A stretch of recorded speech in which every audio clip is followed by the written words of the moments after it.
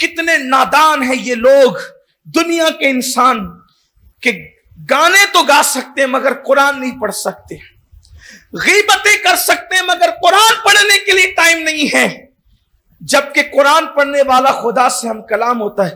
اور یہ بات میں نہیں کہہ رہا ہوں، یہ بات تو حدیث مبارکہ میں آئی ہے کہ خدا سے ہم کلام ہونا ہے تو قرآن پڑھ۔ فرشتوں کو قرآن، ہر فرشتے کو قرآن پڑھنے کی اجازت نہیں ہے، اور ہر مومن سے کہا جاتا ہے کہ پڑھو قرآن، اور پھر کیا کہا جاتا ہے محبوب کے ذریعے سے، ورتل القرآن ترتیلا، یہ قرآن کو ٹھہر ٹھہر کر پڑھو، اطمینان سے پڑھو۔ اور پھر کہا گیا کہ قرآن پڑھو تو قرآن کے ساتھ رویا بھی کرو۔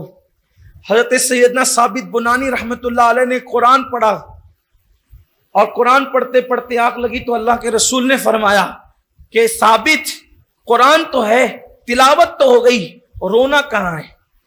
تلاوت ہو گئی، رونا کہاں ہے؟ اور آج بھی یہ قرآن مقدس کی برکت ہے، جو لوگ اچھا قرآن پڑھتے ہیں حضور اس کو پسند کرتے ہیں، آج بھی اچھا قرآن پڑھنے والے کو حضور پسند کرتے ہیں۔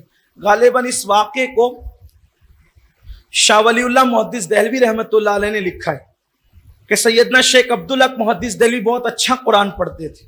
شیخ عبدالحق محدث بہت اچھا قرآن پڑھتے تھے، اور آپ اس زمانے میں دلی میں امامت کرتے تھے ایک مسجد کے اندر۔ رمضان شریف کا مہینہ تھا، سردیوں کے دن تھے، دلی کی کڑاکے کی سردی تھی، ایسے میں مسجد کے مصلی نماز کے لیے تیار تھے۔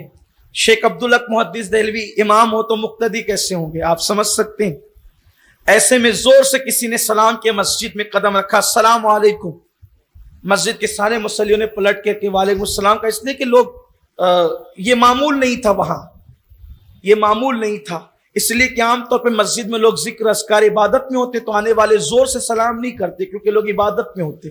اگر کوئی کسی کو مل جائے تو وہ اپنی آواز میں سلام کر کے معاملہ ادا کر دیتا ہے، سنت ادا کر دیتا ہے۔ تو لیکن آنے والے نے زور سے سلام کیا، کہا السلام علیکم، تو لوگوں نے پلٹ کر کے دیکھا تو آنے والا بڑا خوبصورت تھا، دبلے پتلے بدن کا آدمی، خوبصورت، بڑا نورانی چہرہ تھا۔ اس نے اس کی طرف جب سب متوجہ ہوئے تو پوچھا کہ کیا عبدالحق آ گیا؟ کیا عبدالحق آ گیا؟ لوگوں کے چہرے کے رنگ بدل گئے، اس لیے کہ امام تو امام ہوتا ہے۔ یہ اور بات ہے کہ آج ہماری قوم کو امام کی اہمیت نہیں پتا، لیکن امام تو امام ہوتا ہے۔ تو لوگوں کے چہرے کے رنگ بدل گئے، تو پوچھا آپ کون ہیں؟ یعنی آپ یہ وہ بھی محقق علی الاطلاق، محقق یعنی جس کی تحقیق پر اہل ہند اس زمانے کے آنکھ بن کے یقین کرتے تھے۔ ہندوستان میں علم حدیث اب قیامت تک جو پڑھتا پڑھایا جاتا رہے گا وہ شیخ عبدالحق محدث دہلوی کی محنتوں کا صدقہ ہے۔ اتنے بڑے اپنے وقت کے محدث، عاشق مدینہ، محقق علی الاطلاق شیخ عبدالحق محدث دہلوی، ان کو اللہ کے رسول نے پیدا ہندوستانی میں ہوئے ہیں، لیکن پھر مدینہ شریف چلے گئے تھے، حضور نے کہا کہ ہندوستان چلے جاؤ، وہاں بڑے فتنے ہیں، ذرا کام کرو جا کے دین کا۔ انہوں نے یہ کہا تھا کہ یا رسول اللہ آپ کے بغیر نہیں رہ سکتا، تو سرکار نے یہ بھی کہا تھا کہ چلے جاؤ وہاں دین کی حفاظت کرو، یہاں آتے ہو تو مزار دیکھتے ہو، وہاں یاد آئے گی، آنکھیں بند کر کے گردن جھکانا، میرا دیدار کر لینا۔ یہ شیخ عبدالحق محدث دہلوی۔ تو شیخ صاحب کا نام لیکن آنے والا کہتا ہے کہ عبدالحق آ گیا عبدالحق تمہارا امام۔ لوگوں نے کہا کون ہے آپ؟ تو پھر آپ نے فرمایا آنے والے نے کہ میں ابو ہریرہ ہوں، میں ابو ہریرہ ہوں، اور مجھے حضور نے بھیجا ہے کہ جا کر کے پوچھو کہ عبدالحق آیا کہ نہیں آیا، اس لیے کہ آج اس سے قرآن سننا ہے، وہ قرآن بہت اچھا پڑھتا ہے۔ آج بھی اگر کوئی قرآن دل سے پڑھنے والا ہو، حضور علیہ الصلوۃ والتسلیم جو ہے وہ قرآن مقدس پڑھنے والوں کو کیسا نوازتے ہیں، اور حضور علیہ السلام کو اچھا پڑھنے والوں سے قرآن سننا بہت پسند تھا۔ حضرت عبداللہ ابن مسعود سے فرماتے تھے، ابن مسعود ذرا قرآن سنا، وہ کہتے تھے یا رسول اللہ قرآن آپ پہ نازل ہوا ہے، آپ سے اچھا قرآن کون پڑھ سکتا ہے؟ حضور فرماتے ہیں مجھے اچھی آواز والوں سے قرآن سننا پسند ہے، لیکن آج میرا عنوان یہ نہیں، میں نے صرف تمہید کے طور پر عرض کیا، اس لیے کہ آج قرآن ویسا پڑھا نہیں جا رہا ہے، قرآن پڑھنے کا شوق ختم ہے، ہر چیز کے لیے ٹائم ہے، قرآن کے لیے ٹائم ہے۔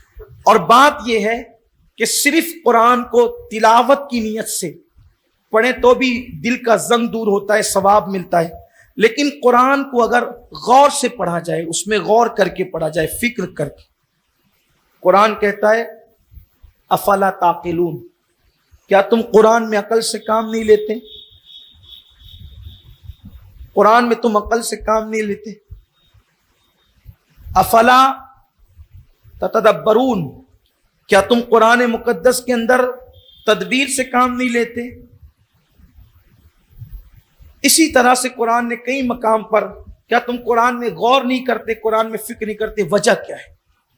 اس لیے کہ کتاب کی ایک خاص بات ہوتی ہے، کتاب کی ایک خاص بات ہوتی ہے. جو بھی کتاب ہوتی ہے وہ کسی عنوان کی ہوتی ہے،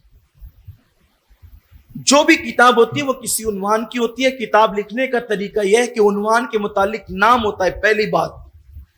دوسری بات اس کی تمہید ہوتی ہے، تیسری بات اس کے مضامین ہوتے ہیں، اور چوتھی بات اس کا نچوڑ ہوتا ہے. لیکن یہ انسان کا اسلوب تحریر ہے. قدرت کے یہاں چونکہ یہ کتاب قدرت کی ہے، انسان کی کتاب نہیں ہے، تو قدرت نے اپنے انداز سے اپنی شان کے مطابق اس کو نازل کیا.